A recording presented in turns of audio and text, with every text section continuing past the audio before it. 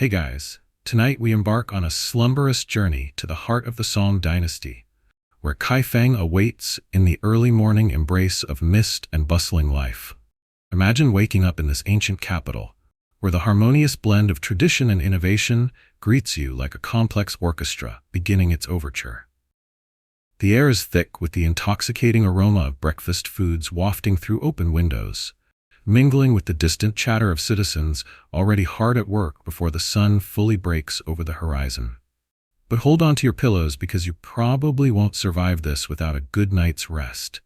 Life here is a different beast entirely. So, before you get comfortable, take a moment to like the video and subscribe, but only if you genuinely enjoy what I do here. And let me know in the comments where you're tuning in from and what time it is for you. It's always fascinating to see who's joining us from around the world.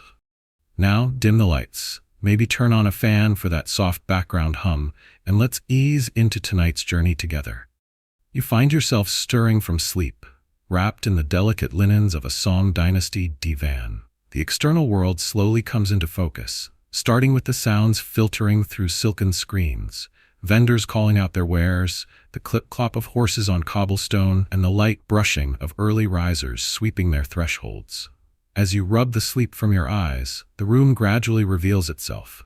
Lacquered furniture adorned with fine detailing, indicating a modest but respectable home in this age of prosperity. As you step out, you realize the spectacle that is Kaifeng's dawn. The city is awakening with you. You wander to a window where sunlight throws patterns as intricate as the stories etched on your dreams. The cityscape unfolds in layers, like a paper fan revealing itself one panel at a time. Street hawkers and craftsmen, students with scrolls tucked under their arms, and artisans with carts bursting with the promises of wares and wonders. Kaifeng's streets form a living tapestry, telling stories through the vibrant colors of hung banners and the rich diversity of its inhabitants, a testimony to the dynasty's claim as the world's largest city of its time. A quick glance toward the eastern gate reminds you of how closely innovation and tradition stand, shoulder to shoulder, in this era. Did you know paper money was first introduced during the Song Dynasty? It's probably just as easy to misplace it as your modern-day wallet, which hasn't changed all that much. Yet as you look out, a sense of play lingers here. Historians still argue whether you're witnessing the golden standard for prosperity or just an elaborate hustle in organized chaos. Populating the street is an array of stalls preparing to unfurl, each bringing a new scent or sound into the morning mix. You overhear merchants arguing over whose silk is more lustrous, whose tea fresher. You'd think they were contestants in a culinary reality show, each stall a contestant in the great market bake-off of history. But don't let the lively atmosphere fool you. There's a dark horse racing underneath. Life's a delicate dance here, where any misstep could plunge you from the height of prosperity. And there's no escaping the hierarchy symbolism in these streets either. Everything from the color of one's attire to the doodads dangling from one's belt signals a story between wealth and wisdom. A pair of ladies pass by, intricate hairstyles and silken robes floating behind them as if dancing to some silent melody only they can hear. You admire for a moment, only to be reminded that each fabric's thread in their garments is a thin line connecting them to their family's status and influence. Amidst the sensory overload, a distinctive aroma guides your senses. Dumplings? It must be dumplings. You decide to follow this ephemeral trail, curiosity piqued and stomach rumbling. You spot a stall run by a family who probably has more recipes secreted away than you have pictures in your phone gallery. They deftly fold and tuck delicate parcels of dough around savory fillings, their dexterous fingers a blur of practiced efficiency. Have you considered that these dumplings are not just food, but literal bite-sized history? They're crafted from generations of knowledge. Also, you can ponder whether soy sauce or smoky plum sauce is the way to go. Nearby, an elderly monk walks steadily, a living contradiction wrapped in worn fabric amidst this dynamic society. He gives you a nod, the universal symbol of silent acknowledgement. You wonder how long he's been a part of this street, a fixture like the cobblestones woven through Kaifeng's blueprint. Your thoughts meander as you watch him. What stories could he tell? Historians toy with ideas about whether monks were the unsung social anchors, their influence far exceeding mere spiritual guidance, stretching instead into public policy and cultural revolution. You pause, realizing you've been swept into the rhythm of it all without intending to. Here, the past isn't a distant country but something you breathe in, something whispering through the leaves of Kaifeng's morning. There's a gentle irony in living both forward and backward, considering what's necessary for survival and what details get whispered to the wind.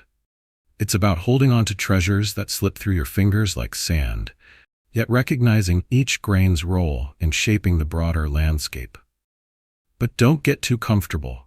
Remember that behind the vibrant curtain, life in the Song Dynasty is a tightrope walk of diplomacy and duty. Each decision you take, from bartering for goods to how you greet another, weaves you more tightly into this tapestry. Whether poets sing of your name or history forgets you like an untitled footnote, that's a tale for another dawn, perhaps another journey. And thus, as the sun climbs higher, melting the cool morning mist into the bustle of an ordinary Song Dynasty day, you brace yourself to dive into it all. The very essence of life here is an intricate dance between awe and obligation, simplicity and sophistication. Your instincts tell you you are part of an ancient story unfolding anew, and with each familiar ritual of routine, you discover you're more than just a visitor. You're a page unfurling in Kaifeng's dawn, an invitation to experience the unparalleled dance between tradition and innovation. As you wander through the vibrant marketplace of Kaifeng, the capital of the Song Dynasty, you find yourself surrounded by a cacophony of sounds, smells, and sights that are both bewildering and exhilarating. Merchants shout their wares at the top of their lungs, each trying to drown out the others in an olfactory and auditory battle that makes Black Friday sales look like a meditative retreat. You can almost feel the history pressing in on you with each step as your senses seem to struggle to keep up with the vividness of your surroundings. Your eyes dart from one stall to the next, where silks in every hue ripple gently like captured rainbows. Not your everyday mall offerings, you realize, but these textiles have likely seen more of the Silk Road than Marco Polo himself, or so you suspect. It turns out these vibrant fabrics are not only prized for their beauty, but also for their role in symbolizing social status. Today's ancient equivalent of rocking designer brands, such as silk robes, was an immediate status update on one's wealth and prestige. To your left, you spot a merchant holding up a gleaming piece of porcelain, urging the crowd to admire its perfect, translucent glaze. Song porcelain, you remember, was highly valued for its quality and artistry, something historians often debate as the pinnacle of Chinese porcelain production. Was their porcelain really the iPhone of its day? Some modern scholars argue that it actually was, while others claim Tang or Ming porcelain deserves the accolade. Nevertheless, it's clear that elegance and precision were the order of the day. All you can do is nod appreciatively and hope no one expects you to remember the precise temperature at which the kiln must be kept. As you nudge your way through jostling vendors and customers, dodging an occasional runaway chicken like you're in a medieval obstacle course, you stumble upon a shop selling tea leaves. A delicate aroma wafts through the air, tempting you beyond resistance. Tea, you recall, was not just a drink here, but a symbol of hospitality and spiritual repose. The clumps of leaves housed in ornate canisters remind you of forgotten art pieces gathering dust in a museum back home. Even the term cha for tea, which your linguistic brain plans to drop into conversation cards someday, finds its roots here, connecting East and West in something of a global tea chain. You draw closer, your ears now attuned to a drumbeat of negotiation. The merchants and buyers haggling like they're starring in an age-old sitcom, dialogue rich with over-the-top exasperations and grand gestures. You listen, amused, as one buyer insists that his grandmother's cat could spin better silk with its whiskers. A uniquely exaggerated complaint, perhaps, but entirely in keeping with humans' timeless tradition of inventing ludicrous metaphors when bartering. Historians still argue whether the chaos of the marketplace was orchestrated with intentional economic strategies or entirely spontaneous bedlam. Either way, you're an audience to a theatrical performance where each player knows their part, and the unscripted energy is unmatched. Turning a corner, you're drawn by the scent of something tantalizingly familiar, a stall dense with the earthy aroma of freshly baked goods.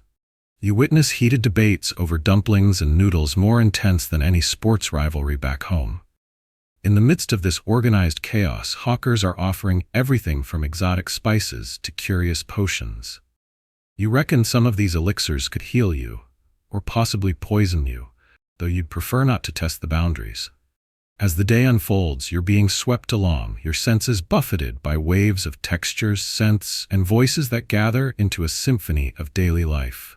You suddenly realize you've been floating in this sensory tide without considering the oddities woven into the mundane. A stall peddling fermented fish sauce catches your eye, a quirky culinary staple that would surely test the mettle of any modern palate daring enough to dabble outside its comfort zone.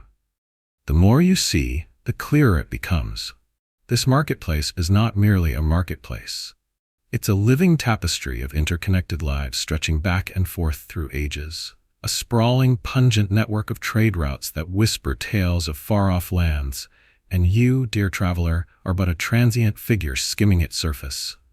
To the untrained eye, it's chaotic, but to the observer invested in history's footprint, it's a curious collage of innovation and nostalgia, entangled with high drama fit for any reality show. If you ever find yourself in such a market, remember to stand back, take a breath, maybe not too deep given the fermented fish, and simply let it wash over you.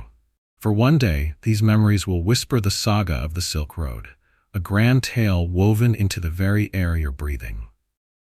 Feeling a little overwhelmed? That's perfectly normal, considering you're technically a time traveler without a guidebook. As you leave behind the bustling marketplace's sensory overload, you find yourself faced with the perplexing challenge of dressing according to the Song Dynasty fashion codes. Ah, clothing. It's the universal language of humans that goes beyond mere protection from the elements. Here in Song Dynasty China, it speaks of social status, identity, and perhaps a touch of masochism, given the complexity of these garments. You're presented with an array of robes, scarves, and layers that make modern formal wear seem like a breeze. The intricate attire of the Song Dynasty wasn't just about keeping up appearances. It literally embodied the societal structure. While you might picture flowing silk as a lightweight breeze, historians still argue whether the actual experience was more akin to being hugged by a very persistent octopus. As you attempt to decipher the elaborate tapestry of fabrics that would envelop your modern soul, one can't help but imagine that classic moment when you're just about to put your head through a sleeve, or what you thought was a sleeve, and suddenly find yourself in a fabric labyrinth. These garments, each thread in place, weave a silent narrative of hierarchy and respect. Heaven forbid you mix up your Dao Pao, a wide-sleeved gown, with a farmer's Zishan robe, lest you upset the finely tuned social apple cart and invite scandal or, even worse, laughter. With each layer you pile on, you grow more aware of the role clothing played in this era. It wasn't just a Winter 1127 collection. It was a badge of both identity and intellect. Scholars and officials elevated their calligraphy and philosophical debates, not just through words, but through sartorial elegance. Remember that time in college when a hoodie meant I'm deep in thesis mode? Not here. No, sire. Here, clothing was one's CV, LinkedIn page, and Instagram all rolled into one. To all who witnessed the grandeur of a Song official's attire, the message was clear. Intellectual prowess paralleled by sartorial splendor. The balance of fashion and function dictated how you were addressed, sometimes even before you spoke a word. Just imagine stepping up to a lecture, book in hand, only to be dismissed because your inner tunic was last season. Oh, the drama. As you struggle with these layers, a scarf here, an embroidered belt there, you catch a glimpse of an emperor's robe. Now that's an aspirational piece, often a riot of colors and patterns, akin to wearing a medieval spreadsheet of power. Oddly enough, pigs and dragons were popular motifs, symbolizing wealth and luck, respectively. Quirky or practical? Well, historians might ponder whether feng shui dictated ancient fashion choices, or if it was simply that pigs were all the rage in backyard astrological signs back in the day. Now, let's address footwear, because no ensemble is complete without the right shoes. Imagine snug, wooden-soled shoes adorned with elaborate embroidery. practical enough to avoid the inadvertent squish of courtyard mud on your robe's hem, but challenging enough to make long walks to poetry gatherings feel like a quick visit to a medieval chiropractor. Laughter emerges from the workshops as tailors perfect their craft, each cut and stitch precisely calculated to project an aura of sophistication. Here, a sandal might indicate provincial origins, while a silk-clad foot suggests high status or even royal ties. Try explaining the concept of dress for the job you want to someone whose clothing choices dictated whether they might even be allowed to apply. And then there's the fringe tidbit: handkerchiefs. These practical little accessories were often perfumed and embroidered, far more than just tools for personal hygiene. They were tokens of admiration, or perhaps subtle social signals, a small yet significant piece of textile tech long before emojis hit our mobile screens. Amidst all this, historians continue to debate the influence of multicultural interactions during this period. As you wrap yourself in the layers of a society steeped in richness, you can't help but wonder whether the vibrant exchanges along the Silk Road gradually wove their way into fashion trends as well. Imagine a cross-stitch here and a quilting pattern there, a subtle nod to foreign lands tucked quietly within traditional Song aesthetics. So there you stand, caught in a fabric tango, layers balanced precariously as you admire yourself in a reflection. A challenge indeed, for any waking moment in Kaifeng. Your modern self might crave the simplicity of jeans and a t-shirt or even athleisure, but here, on the time-rippled streets of history, appearance is sacrosanct. It's a cloak of scholarly dedication, an armor of authority, wrapping you with both elegance and gravity. As you take a deep breath, every stitch of what you wear reflects not just a social statement, but also an intimate dance with identity and belonging. Mother Nature surely gets the last laugh here. Just as you finish dressing, a rogue gust of wind sends your precisely placed scarf fluttering, a humbling reminder of the thin veil between historical decorum and comedic farce. In Song Dynasty attire, you might not stand out at Comic-Con, but in the sun-dappled paths of Kaifeng, you are now at least decently prepared to be perceived as an individual of learned ambition. And as the initial frustration ebbs, a sense of connection flows in. Garments, bound by time, let you embody a snapshot of cultural history, a walking masterpiece. Just mind the puddle ahead, and perhaps the overly curious goats milling about. In the tranquil morning haze, you find yourself slipping into the life of a Song Dynasty scholar, someone who probably hasn't seen a carefree day since calligraphy pens were invented. Picture this. You're seated at an immaculately carved wooden desk, a masterpiece itself, with papers fanned out in front of you like a scholar's crown. Elegant strokes of ink gently caress the rice paper, each brush movement carrying the weighty hopes that this effort brings you one step closer to success in the impending civil service exams. These exams are no mere academic exercise. They determine who will rise to the bureaucratic ranks and who will, well, stay a bit closer to the rice paddies. The air is fragrant with the faint scent of ink and parchment, creating almost a meditative state if it weren't for the increasing cramp in your writing hand. But the art of calligraphy is more than just a pretty display of symbols. It's a visual representation of one's character. Your brushwork is impeccable, or so you hope. Unfortunately, with your modern handwriting, you'd likely be laughed out of the exam faster than you can say, Confucius. Speaking of Confucius, it's time for a deep dive into his wisdom. Embrace the philosophical marvels of Confucian classics as you flip through pages with the same dedication you might have once reserved for binge-watching TV dramas. Here lies the immortal advice on ethics, governance, and how not to behave like a complete barbarian, even if some modern-day advice would probably include less Confucian ethics and more reminders to avoid pyramid schemes or not to text while driving. Interestingly, historians still argue whether Confucius himself ever imagined that his teachings would become the mainstay of such a grueling examination system, spawning multiple generations of sleep-deprived scholars. Perhaps if he knew, he'd have thrown in a few jokes or motivational memes to lighten up the texts. As you're pondering these heavy thoughts, you can't help but notice a small, quirky detail on the page margin. An illustration of a scholar wearing layers that seem unnecessary even for a Vogue runway show. The Song Dynasty certainly knew how to make an impression with intricate attire. Every layer whispered a different story about rank and intellect. The afternoon sun casts golden rays into your study, perhaps a gentle reminder to take a break, preferably before you start seeing Confucian principles in your sleep. You're halfway to philosophical enlightenment or delirium, and it's often hard to tell which is which at this point. Stretching your arms above your head, you longingly gaze out at the world outside. Kaifeng bustles, unbothered by your scholarly plight, embracing its own chaotic symphony of street vendors, craftsmen, and echoes of performers. Yet, despite the intensity of your scholarly commitments, there's something alluring about this pursuit. A shared camaraderie among scholars, who all dream of the same fateful day when they will either achieve glory or lament in unison over a few cups of soothing tea. You return to your work, the fervent scratching of brush against paper echoing like a comforting lullaby, ironically convincing you that falling asleep mid-practice wouldn't be entirely unfounded. After all, it's likely the Confucian way of giving you a gentle hint. You've worked enough for one day, young grasshopper. While the Song Dynasty might have had its challenges, there's something enduring in its relentless intellectual spirit, a respite from the contemporary distractions of our incessant digital age, where a single notification could unravel an entire train of thought.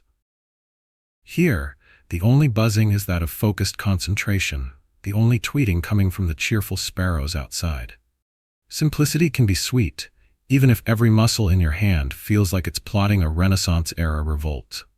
Among the many quirky tidbits that swirl into your consciousness, you recall tales of scholars who supposedly wrote so beautifully that their calligraphy attracted fans from miles around, akin to ancient celebrity status. Yet it's rumored that some would resort to ghostwriters, the original sharing your Netflix password dilemma, but with brushes and ink, of course. Historians debate the ethical implications, while others just wonder if they got paid by the page. Enveloped in your scholarly cocoon, time becomes an abstraction. Hours slip by like sand in an hourglass. There's something profoundly soothing in this methodical repetition, a world where each word is deliberately inked, not flung out like careless text messages. As sunlight starts playing hide-and-seek with shadows on the floor, you realize it's almost time for tea, a small reward and a sweet escape from academia. Before you follow your nose and stomach away from philosophy and towards the calming embrace of frothy green tea, note this: your code of Confucian conduct, though antiquated by today's ergonomics and work standards, guided a dynasty and its societal aspirations, forging the backbone of what we now view as enduring intellectualism. A life that, under the right conditions, teaches balance between strategy and serenity, though you'd trade Confucian tenets for a soft mattress right now. So, as you peacefully retreat from scholarship to join the evening tea, a reminder that even history's scholars needed a pause to clink porcelain cups in silent acknowledgement of their shared academic burdens. Take a moment, dear traveler through time, to breathe in the wisdom and release the tension of endless learning. An era where a bow and a quill formed the bedrock of a somewhat ink-stained dream, peppered with tales, debates, and all too human ambitions. Now, as you transition from the role of a song scholar, stepping gracefully, or perhaps not so gracefully, into a world where leaves dance in boiling water, you find yourself poised on the threshold of a formal tea ceremony. Picture yourself in a room where delicate ceramic cups and steaming pots vie for attention amidst the understated elegance of Song Dynasty decor. The air, tinged with the subtle aroma of freshly steeped tea, draws you in, inviting you to partake in a ritual that is equal parts gastronomic and social. From little leaves sprout great traditions.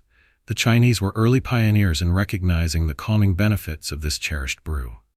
As you settle into the silken cushions, you're offered a rare glimpse into a fundamental aspect of Chinese culture, one that historians still argue delineates the very customs and manners that bridged empire and commoner.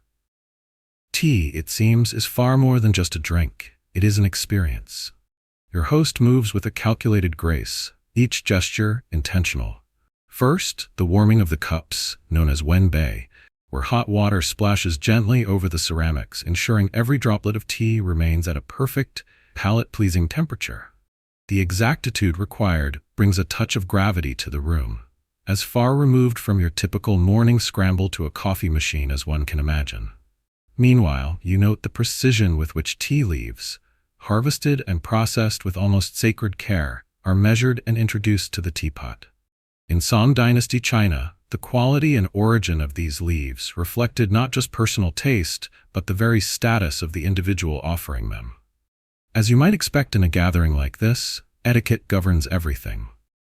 Engaging in the ritual proper requires a willingness to abide by its rules, each guest aware that a misstep, like perhaps sipping a little too loudly, might prompt a gentle eyebrow raise, or even a disapproving twitch of the host's fan. Yet, there's a certain charm in these codes of behavior, a societal ballet that keeps everyone in rhythm and in check. Like unwritten choreography, aspects of the ceremony are designed to facilitate conversation, connection. Here, tea takes on the role of social currency, affording you a chance to express respect and appreciation. Light banter wafts across the room, interweaving with the steam from your cup.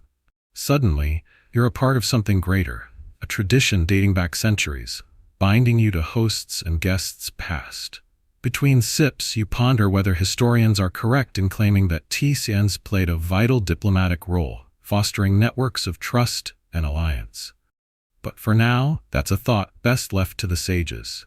You're simply enjoying the harmony of hospitality and experience. Just when you think you've got the hang of things, the ceremony reveals its layer of subtle complexities. Each pour of the teapot proceeds in a precise order, so that every guest receives an equal and perfectly balanced drink. Too much heat and time summon bitterness, too little, and you lack the essence. Such an exercise in balance might echo intrigues of palace politics, power delicate as flavor. But here, in this moment, everything reduces to a pure simplicity. Just you, your cup, and a shared experience. In this world, where whispers could turn heads faster than an escapee from an unruly dragon feast, tidbits of less conventional belief sit side by side with more practical customs. Some might swear that tea poured against the swirl of the clock invites ill fortune, a superstition which, fringe as it might seem, holds sway over certain ceremonial circles. What, you ponder, would your morning beverage say to that? Probably, chill out and take a sip. Finally, contemplating the ceremonious exchange of cups, you're struck by how this simple yet complex event shapes perceptions, bonds, and friendships. It's a medium to smooth over disputes, seal alliances, or simply celebrate the art of leisure. The gathered friends share whispered stories, laughter softly cascading like the fall leaves, buoyed with the knowledge that today's brew, like life itself, is as fleeting as it is filling.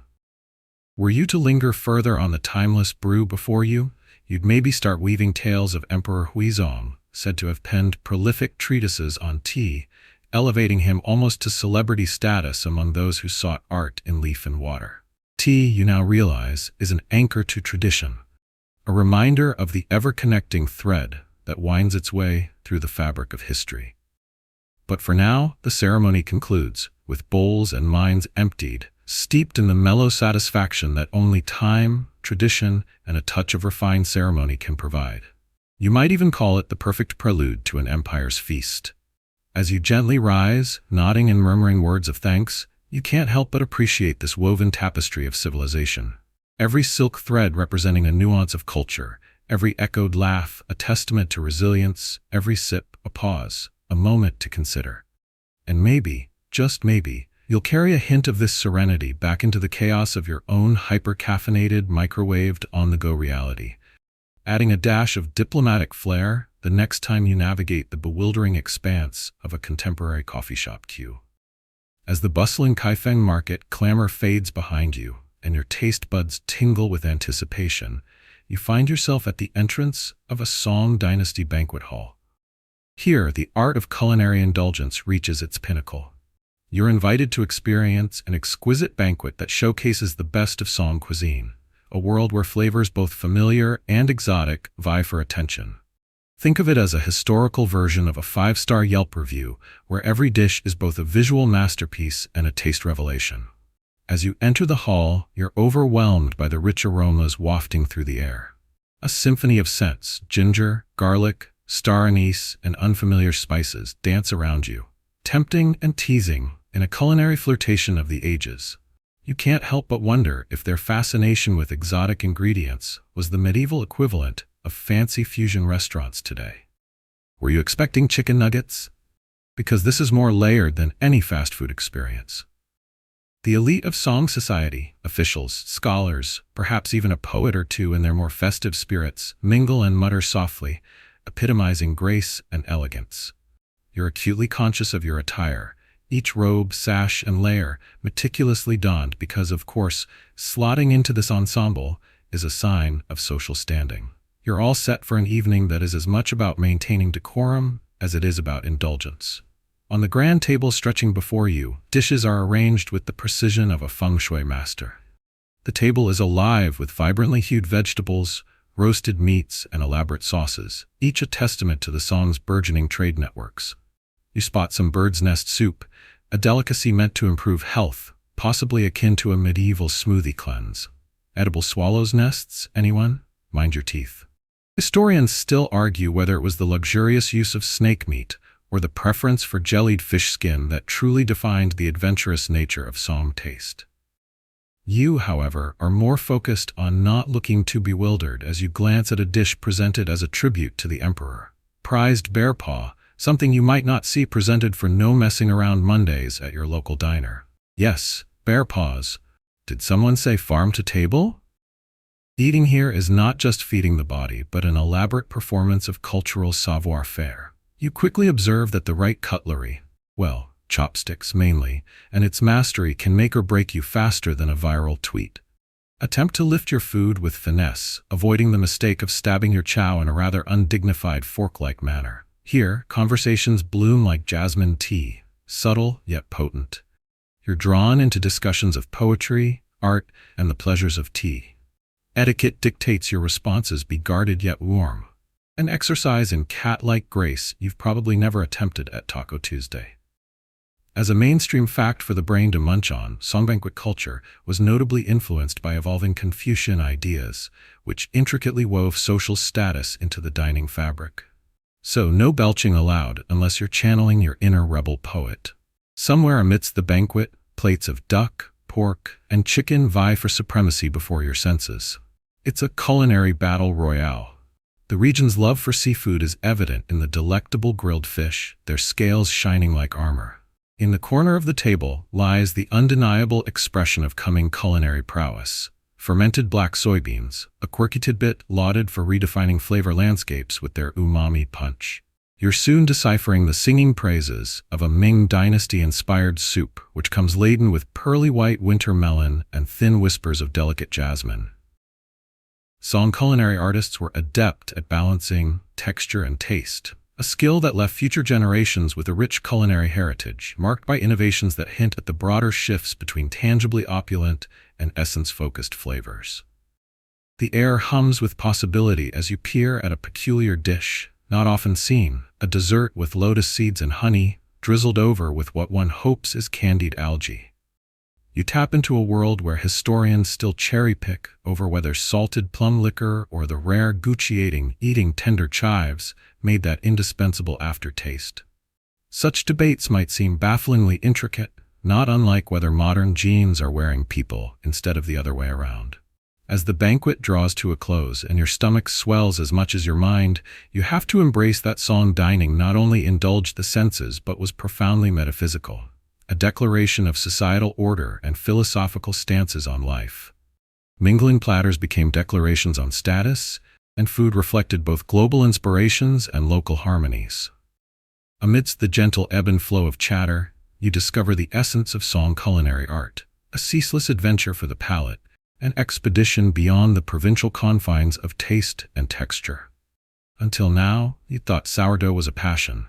Now, it seems you might have underestimated the power of sunflower seed infused with century quail eggs. Replete with food and wisdom, you step back into the night, where Kaifeng's stars blink in approval, their ancient glow casting a shimmer on the world onto which you've meandered a little closer. After a feast like no other, you think, should I have checked TripAdvisor reviews? But considering the time leap, perhaps not. Each belch of yesteryears seems contained, yet you feel oddly present, and more than a little grateful that takeout options have diversified since then to include less reliance on elusive bear paws. As you meander through the ancient streets of Kaifeng, a scent of incense tickles your nose, mingling with the crisp morning air. It's like a perfumery of destiny, because apparently your future might depend on whose incense is burning the brightest today. Welcome to the world of divine interference and superstitions, where even your breakfast could be influenced by a particularly persuasive fortune-teller's prognostications. Passing by a throng of colorful stalls, your attention is captured by a flamboyantly dressed astrologer, adorned in robes reminiscent of the cosmos, a little on the nose but effective for business. He beckons you with promises of insight into your future. In the Song Dynasty, you see, the stars were the ultimate lifestyle influencers. Before you could say horoscope, your hand is extended, palm up, as he begins to unravel a narrative based on the intricate lines that crisscross your skin. Historians still argue whether this palmistry was more an art or a science. But one thing's for sure, a bad reading could leave you feeling more than a little star-crossed. With each stroke of his finger, he paints a picture of potential fates, each more dramatic than the last. Considering he might be working on commission, you're inclined to hear him out. Indeed, these astrologers played a significant role in the Song Dynasty. Entire armies postponed battles based on particularly ominous celestial alignments. Sure, generals knew their strategies, but apparently the stars had a way of out-strategizing everyone on the battlefield. Just a few stalls down, an elderly woman offers you a delicate silk ribbon tied in an intricate knot. Its pattern is meant to ward off evil spirits. Apparently, they've never met your morning hair. Known as a longevity knot, this silk charm leads you into a delightful rabbit hole of superstitions that wove through the dynasty's cultural fabric. Quirky tidbit alert: such charms were often sewn into clothing or hidden in plain sight during bridal ceremonies to ensure happiness and longevity. Imagine carrying around a full-time team of supernatural cheerleaders discreetly sewn into your outfit. Quite the ensemble. The cacophony of voices around you, a blend of traders beckoning you with their wares and others chirping predictions about your love life, creates a symphony of curious conversation. Listening closely, you catch snippets of advice, ranging from diet recommendations based on your hot or cold elements, to warnings about venturing westward today because, spirits don't charge to haunt travelers. Amid all this celestial talk, a thought nudges your modern sensibilities. Could today's TV psychics and self-proclaimed fortune-tellers be direct descendants of these ancient mystics? Imagine comparing notes on the power of divination through the ages over a nice chamomile. Though some aspects of their trade have become commercial modern day as seen on TV deals, there's something charmingly consistent about humanity's eternal quest to peek behind fate's opaque curtain. Amongst all the celestial consultations, you're reminded of the historical debate still swirling about divination's place in song society. Was it merely a comfort in uncertain times, or did it distract from the harsh realities of societal struggle? Regardless, for those living in the era, these beliefs shaped decisions big and small. Marriages, agricultural endeavors, and business deals were all conducted under the watchful eye of the stars. And let's just say not even a jar of wellness tea could compete with that kind of cultural immersion. As the midday sun begins to soften the morning chill, you're presented with an opportunity to peer into a telescope of sorts, a charmingly rudimentary one, offering a glimpse into the heavens that might explain all this divine interference. In such devices, the dynasty found a way to blend the astronomical with the astrological. But instead of settling scientific debates, the telescope time-traveled right into astrological predictions. Historians still engage in fervent debates about this fusion of science and religion, some suggesting that these ventures laid groundwork for China's later astronomical advances. Navigating through this bazaar of celestial consultations, there's this sense of community, united not by common sense but rather by the shared tyranny of the zodiacs. After all, while one person's looming doom is foretold in the remnants of their teacup, another's might lie in that pesky new birthmark that seems a little auspicious.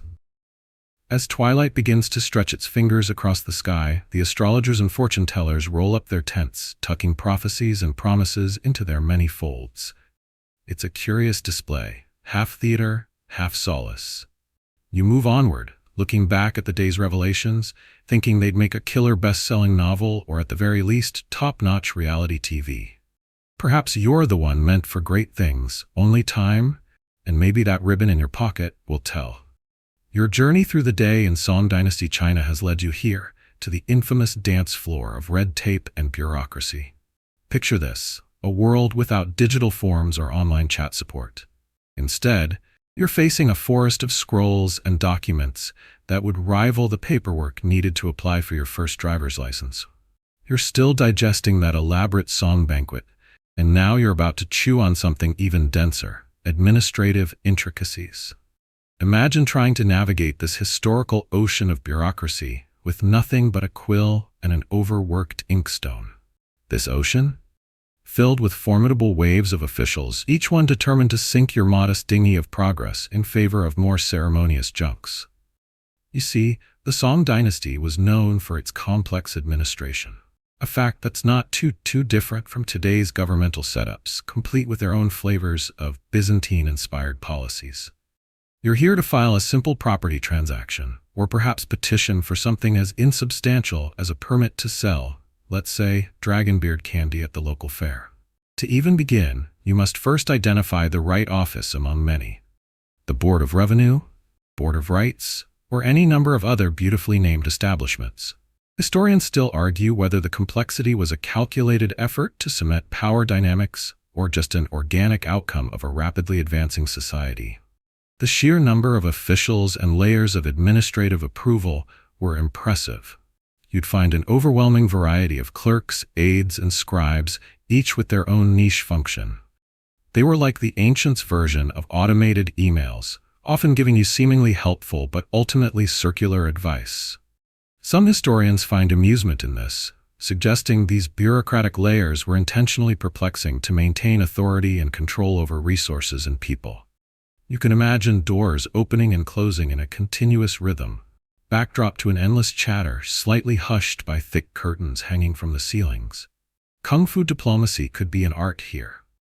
Graceful, strategic, and always with the risk of falling flat on your face. Connections and favors were the currency of the day. Without them, you were as adrift as a grain of rice in a boiling pot. Imagine what LinkedIn might be like in this era. Introductions, not just virtual handshakes, but elaborate tea ceremonies with an intricate dance of bows and compliments. Social connections were paramount. The phrase, "It's not what you know, but who you know," might well have originated in this time. But don't worry, you aren't left entirely to your own devices.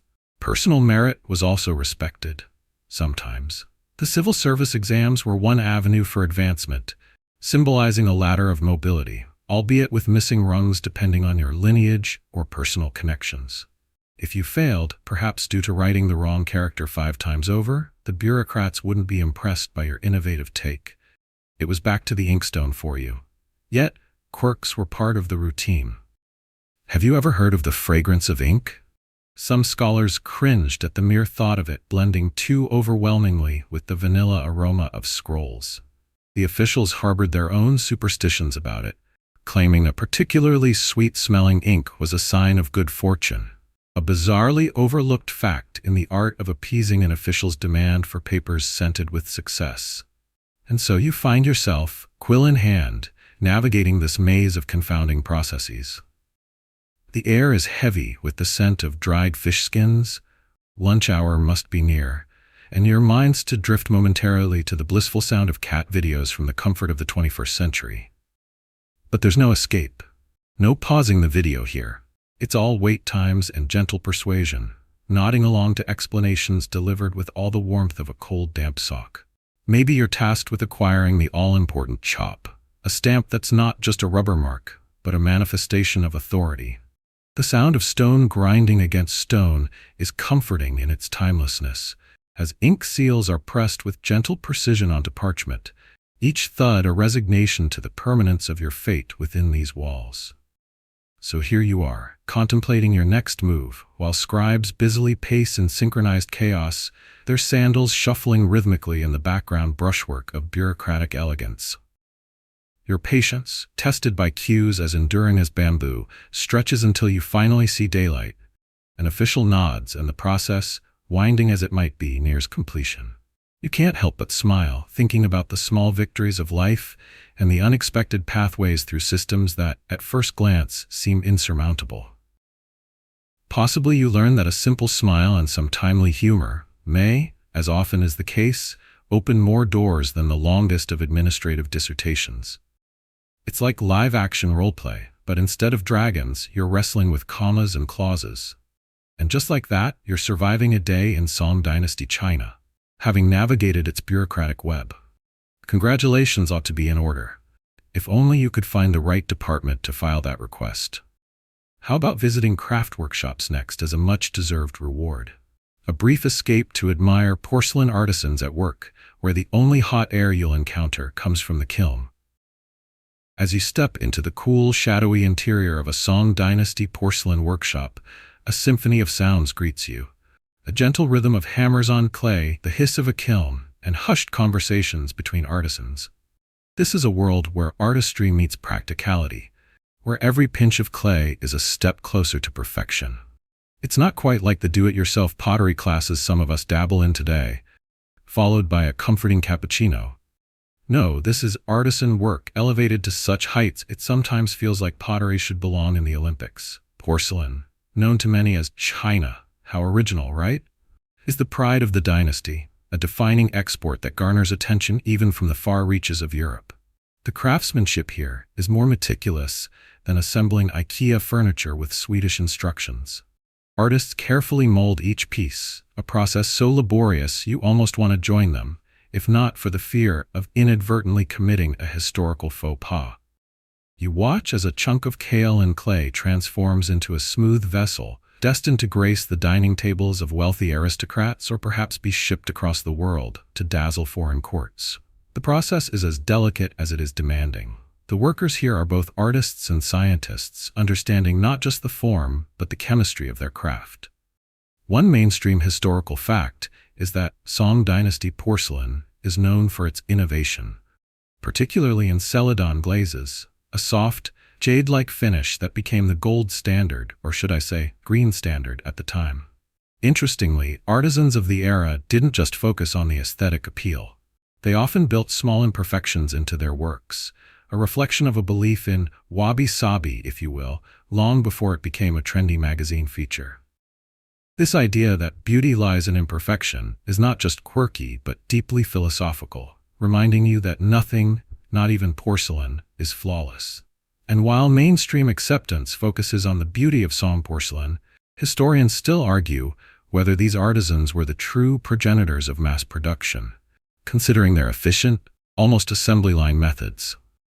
It's captivating to think of these workshops as the precursors to modern manufacturing, just minus the Industrial Revolution and mechanized workforce.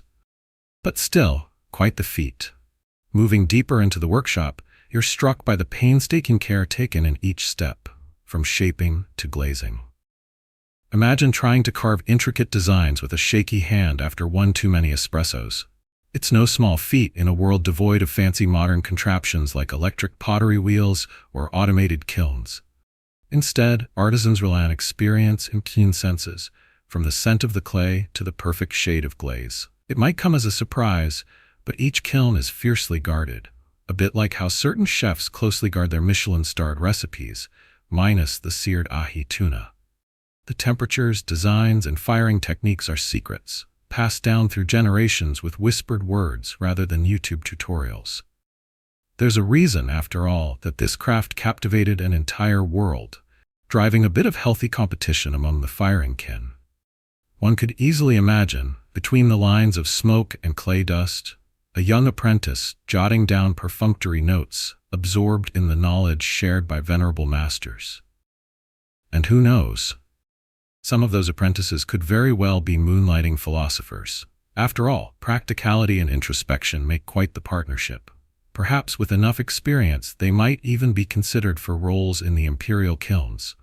a significant leap from humble beginnings to being part of the crafting elite. The kilns themselves are daunting behemoths, each requiring careful stoking and feeding with wood. Imagine tending to one, a bit like trying to control a home pizza oven, but with way more prestige. Here, the simplicity is almost deceptive. The kiln must maintain steady, perfect temperatures, or risk ruining days, even weeks of work. As you observe, it's easy to romanticize the past, to dream of yourself as one of these artisans, creating something timeless and beautiful. But let's remember, in the pottery survival guide of history, many workshop hands endured long hours, deep concentration, and no small amount of physical labor. It's a love affair with clay and fire, demanding dedication and often boiled down to long hours and back-breaking work, lightened only by bits of camaraderie and an enduring sense of pride. Venturing towards the exit, a peculiar tidbit catches your attention. Did you know there are tales of certain craftsmen believing that the spirits guide their work, a thread of superstition interwoven with technique? Like a whisper from the universe, their belief suggests that inspiration or perspiration might sometimes require a touch of the divine, or perhaps just a touch of knowing when to stop for a lunch break. As you bid farewell to the intoxicating smell of clay and kiln, there's a newfound appreciation for the teacup you may casually sip from on a daily basis. Each piece, crafted with care, holds a legacy of the Song Dynasty's obsession with beauty, perfection, and practicality. As you leave the workshop behind, think about this. Next time life gives you an IKEA project, remember these artisans who thrived without instruction manuals. And so you step back into the cobblestone streets, bearing witness not just to history's relics within quaint museums, but to living crafts, warmly nestled between life's predictability and the sharp creativity of humankind's ongoing legacy. The whispers of wind through bamboo leaves greet you as you step through the stone archway, entering the exquisite realm of an imperial garden. Picture this: a perfectly manicured landscape where every pebble, pond, and plum blossom seems artfully placed by an unseen hand. It's a world that whispers of elegance and refinement, a refuge for the weary minds of court officials and artists alike. The rippling water of a koi pond reflects centuries of dynastic grandeur, while the fragrance of orchids hangs in the air like an ancient secret. As you wander past ornately designed pavilions, it becomes clear why the Song Dynasty's gardens are considered artworks in themselves. There's a beautiful paradox at play here. While the gardens appear natural and organic, they require meticulous planning and craftsmanship. Perhaps something to contemplate the next time you bemoan struggling to keep a houseplant alive. Remember, achieving that essence of effortless beauty often requires anything but. You soon find yourself drawn to the group of artists gathered under a shade tree. Brushes move across silk screens, depicting scenes of mountains shrouded in mist or rivers flowing serenely past willows. The art of the brushstroke is revered here, not just for its beauty, but its ability to convey emotion and philosophy. In fact, painting in this era isn't merely about replication, but capturing the soul of the landscape.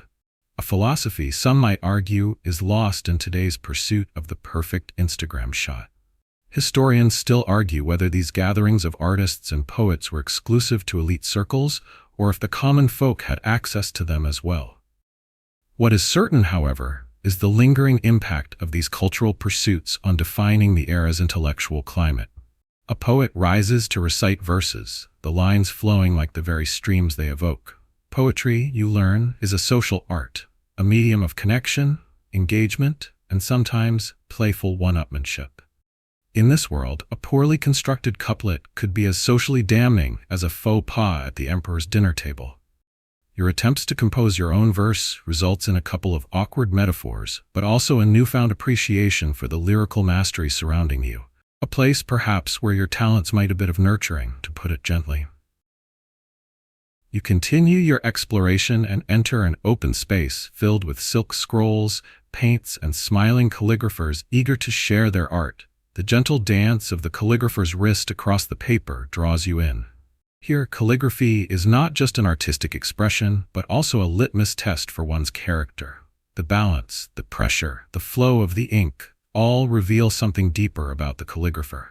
Quirky ink inventions flood your thoughts, Did you know some individuals infused ink with fragrant oils or substances believed to ward off evil, like scented amulets against bad omens? As you watch, participating artists fill their days delicately balancing these strokes with the expectations of perfection. A noble art, one explains patiently, a sideward glance from the brush can speak more eloquently than words themselves. Remembering your last art class attempt at finger painting, you silently agree that these brushes are best left to the experts. The essence of the gardens includes sophisticated ceramics, artists painting floral motifs across vase surfaces, ensuring no one will be tempted to mistreat a lovingly prepared flower pot. The Song Dynasty's contribution to innovations in ceramics can't be overstated, with celadon wares so finely glazed that they almost seem to hum with ethereal energy. These ceramics weren't just utilitarian, they were essential status symbols, a notion conjuring visions of modern-day dinner parties where the china set must match the curtains. Still, historians argue whether these pieces were mainly for the elite or if less ornate versions found their way into the homes of ordinary folk, reflecting an ongoing debate about the reach of luxury during that time.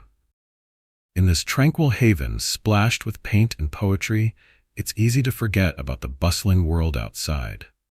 But every so often, your senses remind you. Occasionally, your attention wanders toward the melodic clang of a distant bell or the playful laugh of children chasing metaphors through the maze-like paths of the garden. And there's that perpetual whisper of the leaves, an ever-present symphony that ties the whole experience together like the perfect soundtrack to an immersive film. Without fanfare, the garden invites you to participate, to leave your mark in some small way. You gather a brush and some ink, intending to contribute a simple stroke to a community masterpiece. Surprisingly, you find a moment of clarity in this ancient art, dear to scholars and statesmen alike. Relax, though even in song times, not everyone was a virtuoso.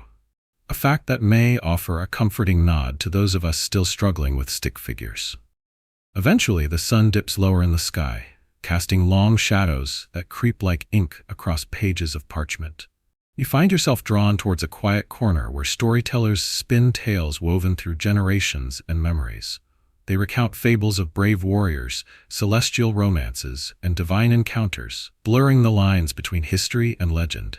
A time when myth and reality dance together with an ease that's often missing in our data-driven world. As you listen, it dawns on you why a culture equally devoted to artistic pursuits and bureaucratic order revered gardens as places for contemplation and inspiration. Sheltered within these walls of tranquility, even the most burdensome thoughts seem to unfurl like lotus blossoms. Amid the hum of innovation and creativity, they had cultivated a quiet revolution, shaping minds and spirits alike, a reminder that even in times when chaos crept in from beyond the walls, peace could still blossom in carefully tended hearts and hidden corners. Maybe historians will continue to debate the nuances of imperial garden access. Were they widespread democratic spaces or exclusive elite sanctuaries? But as you drift toward the garden's edge, the experience lingers, a tender whisper amid a world demanding to be remembered not just with loud proclamations, but gentle echoes of distinction. With kites dancing like birds above the garden canopy and your mind subtly invigorated by the scene around you, it seems the afternoon couldn't have been more perfectly crafted for surrendering to indulgent delight. Perhaps it's time, dear traveler, to channel some of this sublime inspiration into your day, whether by cultivating a metaphorical garden inside your own heart, or simply deciding which TV series to binge tonight.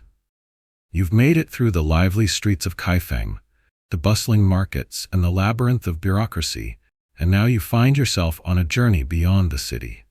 The Great Wall, that ancient snake of stone, winds its way across the landscape like a colossal game of connect the dots, just without the fun colors or a real end in sight. It stands as a testament, both noble and daunting, to the ambitions of ancient architects who had visions of unity, protection, and perhaps just a sprinkle of defensive paranoia. Your journey to the wall is not a short one by any means. Imagine trying to find a decent parking spot at a popular theme park without a GPS. It's a bit like that, minus the cars, plus, bandits here and there. But when you finally arrive, the sight is worth every dusty step and fleeting thought of turning back. The wall stretches out before you, majestic and silent, each stone whispering tales of its historic past. As you stand before the Great Wall, stretching endlessly toward the horizon like an ancient dragon sleeping across the hills, you sense its watchful purpose. Built not merely as a display of might, but as a practical deterrent against invasions, it served to keep out those pesky nomadic invaders. Historians still argue whether it was the ultimate ancient insurance policy or simply a grand exercise in misdirected labor. The truth, as often in history, probably lies somewhere in between. The construction of the wall wasn't a glamorous task. You can almost hear the echoes of long-gone laborers, conscripts from all walks of life, enlisted to stack stone upon stone. It wasn't exactly a career path offering great mobility, though horizontal movement was a given.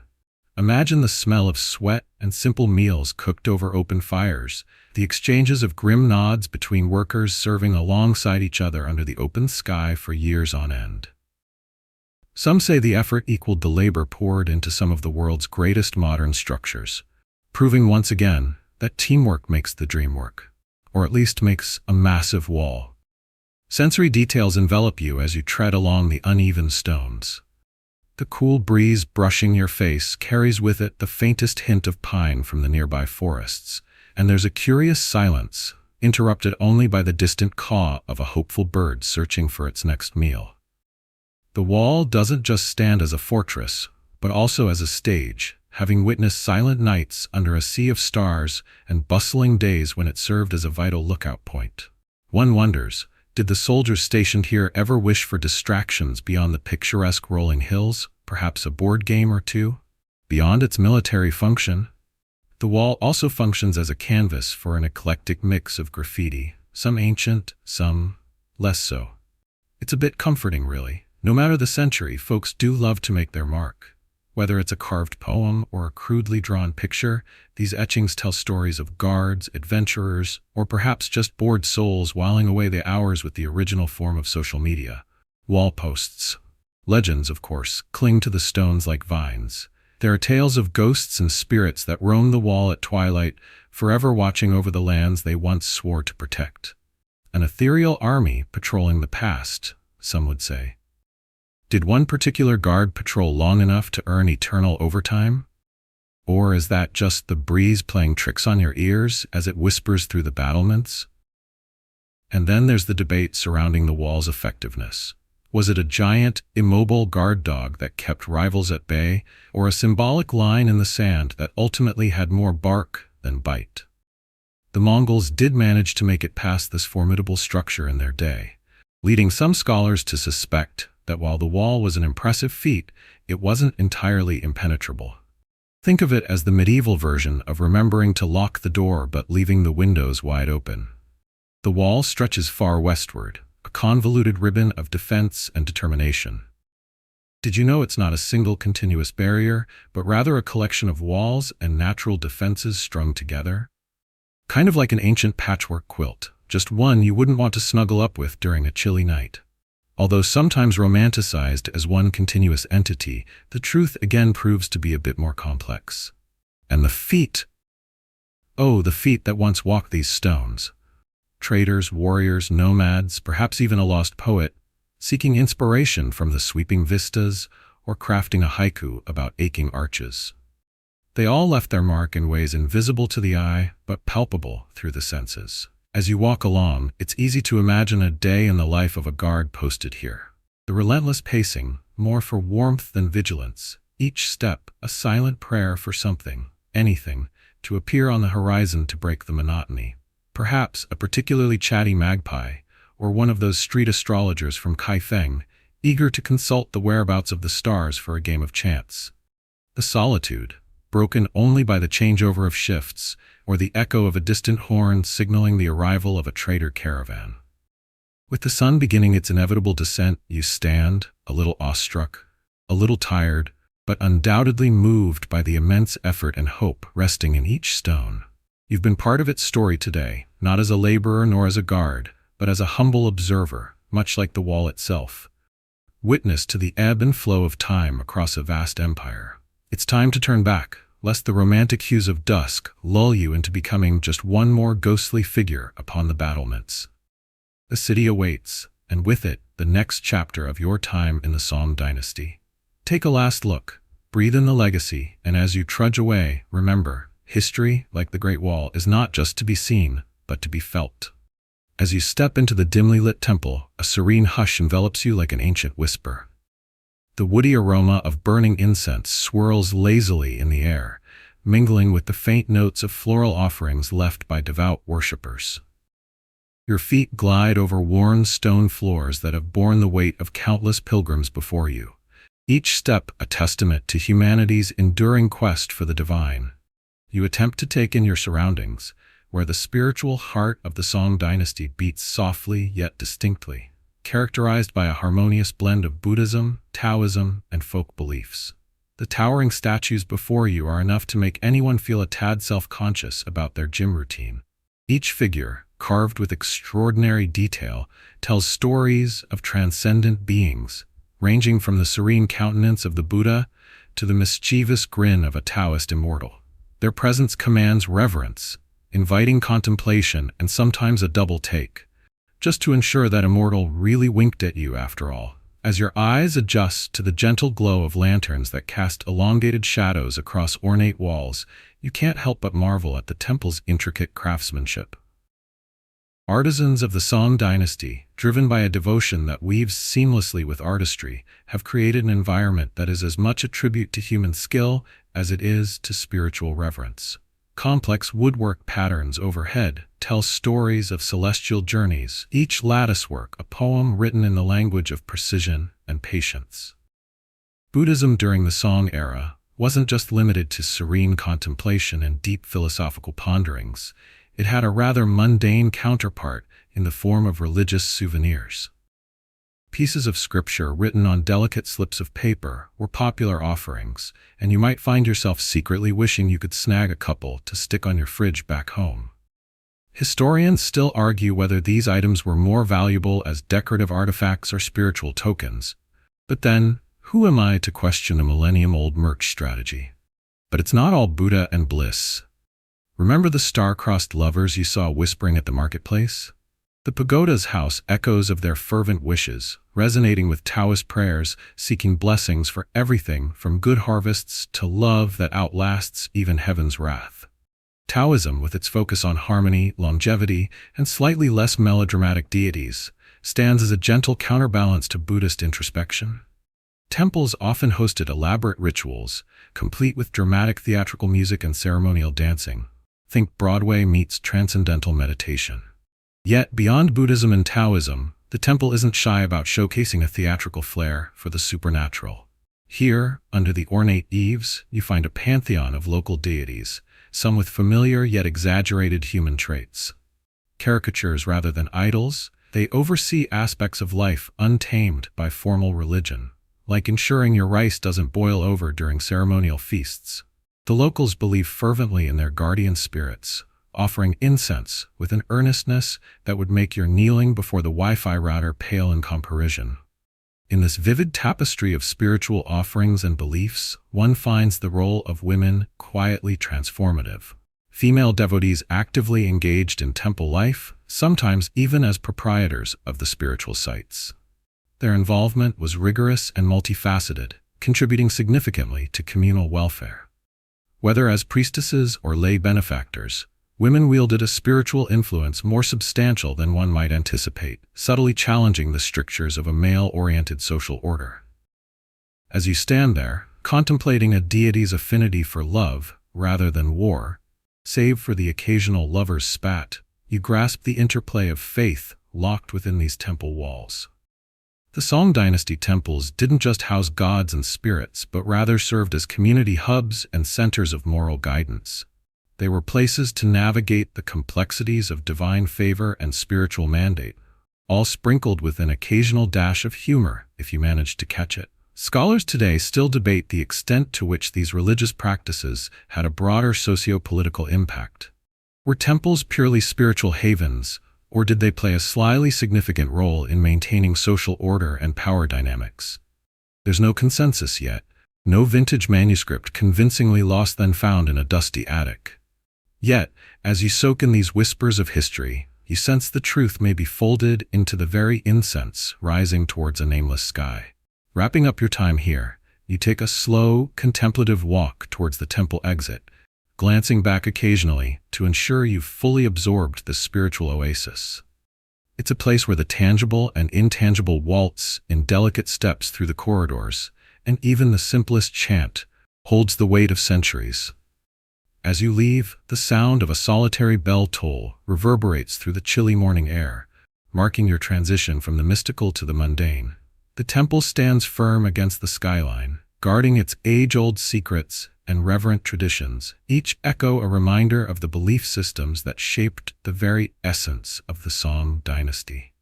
Continuing on your journey, you embrace the challenge of navigating life outside these sheltered walls. The world remains unchanged as it swiftly ushers you back into its bustling embrace. But somewhere amid your modern musings, a needling thought lingers. There's wisdom in venerating both timeless cycles and fleeting moments. As the smoke curls from the early morning tea rituals is gradually dissipating in your mind, you find yourself in a bustling assembly of troops, surrounded by the clamor of gears being secured and orders barked with an authority that demands both respect and swift compliance. Yes, it's time for you to meet the military marvels that were quietly yet explosively reshaping warfare during the Song Dynasty. Gunpowder, known as huoyao, literally fire medicine, was a true game-changer, pioneering what could only be described as medieval pyrotechnics. Here in the assembly yard, you're surrounded by imperial troops, both mentally preparing for theoretical strategies and literally preparing their equipment. You can't help but think that if all those gym memberships came with a manual on loading and handling primitive rockets, perhaps you'd attend with more enthusiasm. Now, historians still argue whether the Song Dynasty's invention of gunpowder was initially more for entertainment than warfare. Imagine the delight or horror of the first chemists realizing they could craft colorful explosions or take down enemy camps altogether. It's one of those quirky contradictions that feel as if history itself chuckles at its own irony.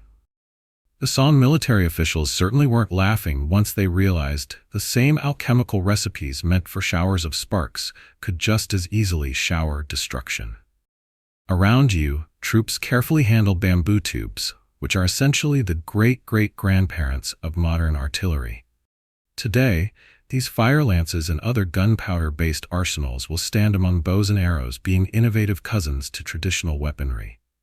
You think to yourself, I expected history class, not a fireworks safety video, as the sharp crack of a gunpowder demonstration startles you awake. Gentle pigmentation of panic aside, it's fascinating to watch. The fire lance is surprisingly effective in scattering the imaginary enemy, an assortment of straw dummies with what appears to be quite expressive faces given this situation.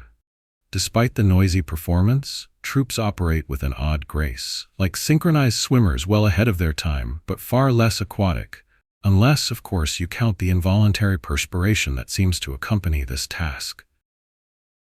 In the midst of these explosive innovations, there's another layer to this complex mosaic of power and strategy, the power of fear and intimidation.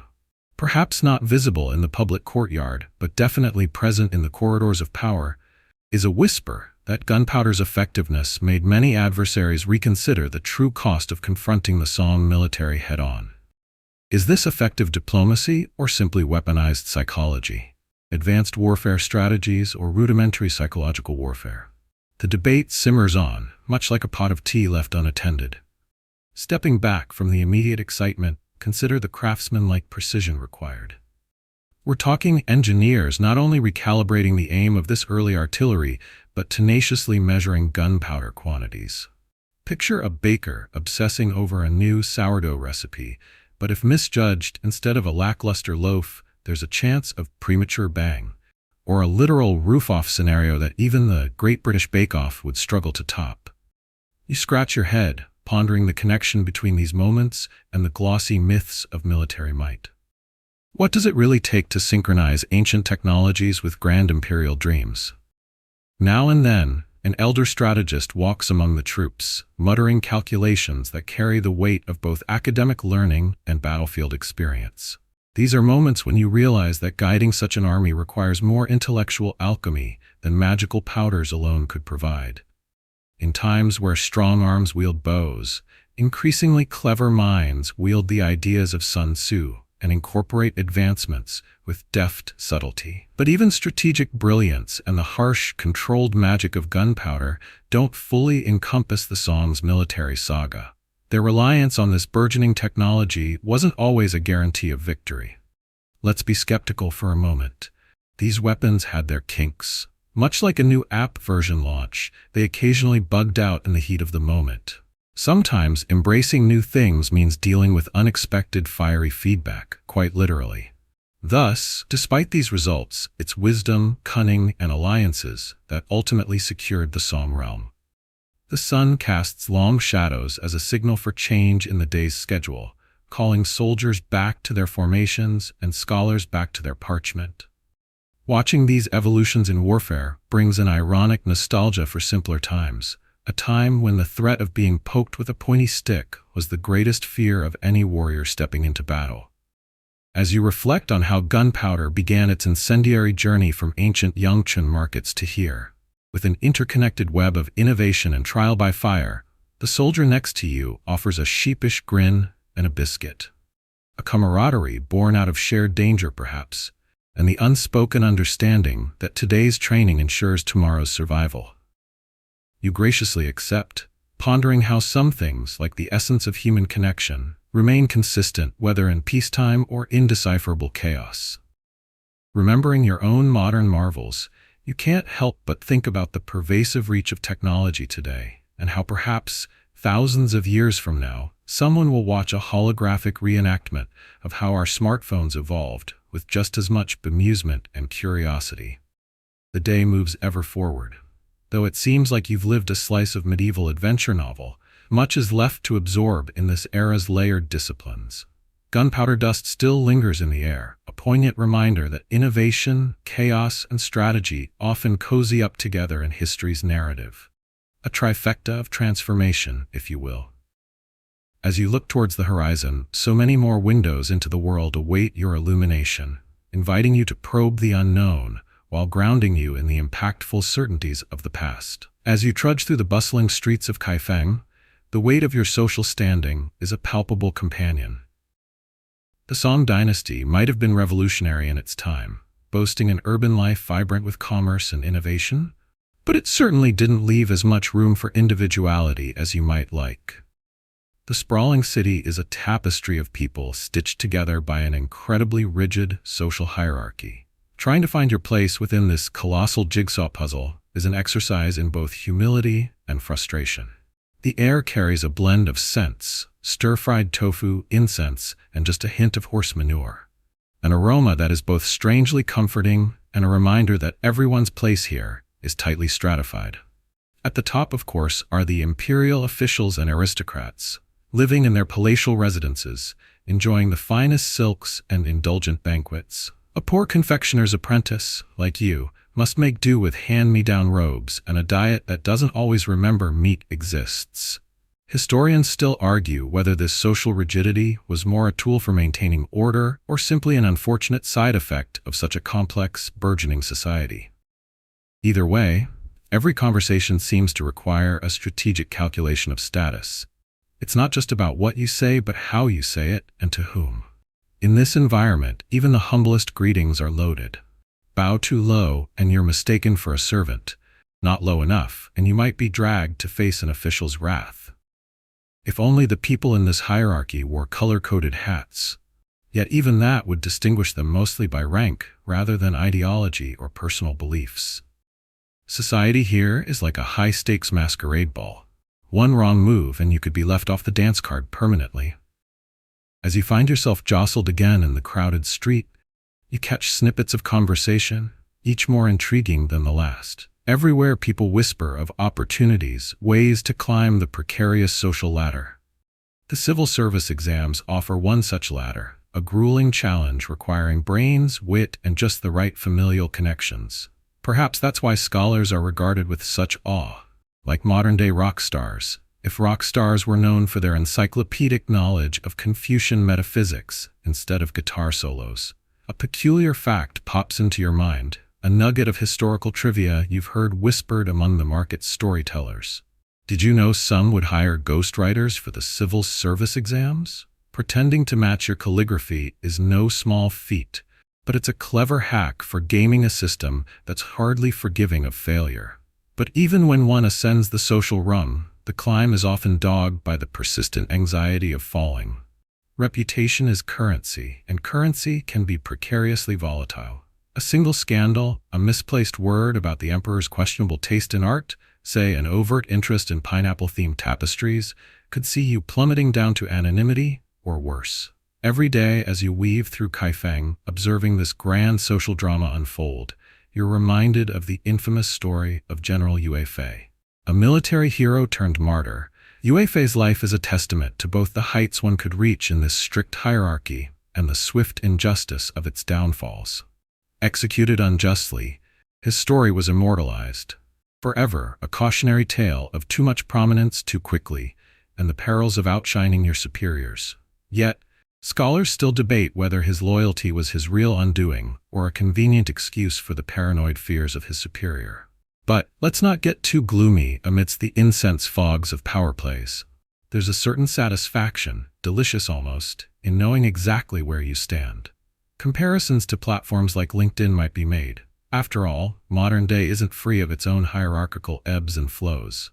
Without the corporate ladder, how else might we justify our daily dose of caffeine? Finally, rounding a corner, you find a spot by a small bridge leading to the more affluent part of town. Its lightly worn cobblestones speak of the countless aspirations that have trod there before you. The burbling waters beneath seem to echo a promise, however faint, that hard work, skill, or maybe just a particularly fortuitous bit of tea leaves reading could alike bring ascent. So, still much of your fate depends not on the merit of your abilities or the discomfort of the crocodile dung-infused sunscreen you bravely lathered on back in Bullet 3. But more so on whose palms are greased along the way. Beneath the grand sweep of the Song Dynasty's vast social structure hovers a medley of ironically egalitarian grievances, spectrums of disdain, frustration, and the subtle art of managing to endure each new day, much like navigating the precarious balance of a tightrope walker. As you stare across the water, catching glimpses of the palace walls reflecting like ethereal promises, the societal machine grinds on. A seamless blend of gears and whispers, an interwoven past that, try as you might, you couldn't escape, even if you tried. As the sun begins to dip below the horizon, casting a golden glow over the ancient city of Kaifeng, you find yourself drawn to the Grand Canal, that lifeline of trade and communication in the Song Dynasty. This waterway, as majestic as it is practical, stretches astonishingly across vast lands, connecting you with distant, untold stories. It's a place where the chatter of markets gives way to the lapping of gentle waves, creating a natural melody to guide you toward evening tranquility. Stepping carefully onto a waiting boat, you marvel at its design. A harmonious blend of sturdy engineering and delicate craftsmanship, a testament to the artisans who made it possible. And on the Grand Canal, you're not just witnessing a feat of engineering, you're gliding through a piece of history in motion, leaving the bustling marketplaces and rigid hierarchies in your wake. Some historians still argue whether the canal's original purpose was purely commercial or if it served a strategic military function as well, while you're contemplating a more immediate matter. Which side of the boat offers the best view? The boat glides silently, save for the rhythmic dip and rise of the oar. Lanterns flicker along the banks, their manners casting a warm light over the water and making it easy to imagine you're adrift in a painting. The air carries the scents of the city, mingled with hints of fresh water, a sensory cocktail that soothes and rejuvenates in equal measure. It's becoming clear why the people of the Song Dynasty held the canal in such high regard, not just for its economic importance, but as an avenue for reflection and leisure. As you settle into the flow of the journey, the soft murmurs of canal life surround you. Fishermen, clad in surprisingly modern-looking bamboo hats, cast their nets into the water with a practiced ease. It's said that these fishermen often practice a form of cormorant fishing, using trained birds to catch their prey, a quirky technique that has fascinated travelers for centuries and makes you ponder what other secrets these waters hold. Floating onward, your thoughts slip into the past, taught in schools and alive here on the Grand Canal. The poet Su Shi, a noble figure of the Song Dynasty, once composed verses mourning the impermanence of human achievements compared to the enduring nature of the natural world. Historians still replay his debates with philosophical wonder over the duality of human innovation and nature's indifference. Perhaps the canal is precisely this, a symbol of both endurance and transition, a vein of ambition that has stood the test of time. The boat slows near the remnants of ancient piers, hints of the bustling ports that once thrived here. The echoes of bartering merchants and busy workers seem to ride the cool breeze, pauses in time that you half expect to materialize before you. The quirky belief of the era explains such phenomena through the echoes of the past, a charming mix of superstition and cultural storytelling. It's an approach that, while amusing, grounds your modern mind in the historical reverence of the canal's silent witness. Your journey on this gentle waterway is one of contemplation, a pause amidst the chaos of daily life, to consider the stories that have flowed before you and those yet to come. As the canal meanders, so do your thoughts, dipping into the deep wells of history, each ripple a testament to centuries of passage, solace, and change. Approaching the docks, the fading light stretches shadows across the water. You turn to catch a final glimpse at the expanse, a tapestry woven from water, light, and time. It's a scene of uncanny tranquility, and one you reluctantly leave behind, stepping onto solid ground just as the vibrant city nightlife starts to awaken in your stead. But as your day drifts toward its close, allow yourself to be carried by the soothing cadence of your breath, like the oar slicing through the canal, marking time with each gentle stroke. Let the weariness of history's embrace lull you, the fatigue of exploration making the simple comforts of rest all the more welcoming. With each slow inhale, feel the soft air of Kaifeng filling your lungs, a sweet yet mellow lullaby. Imagine the whispers of history and echoes of ancient songs weaving a tapestry around you, settling over your tired form like the softest silk cover, warmth and weightlessness in one. Hear the soft current of the Grand Canal, weaving through your dreamy thoughts, a guide carrying you toward restful repose. As the final hues of daylight slip beneath the horizon, surrender to the calm that tugs gently at your consciousness. The Song Dynasty, with its tales and traditions, fades gently, replaced by the certainty of sleep, the quiet promise of dreams yet to unfold. So let yourself drift, peacefully and without worry, into restful slumber, with the promise of Kaifeng's whispered stories to guide your dreams. Good night.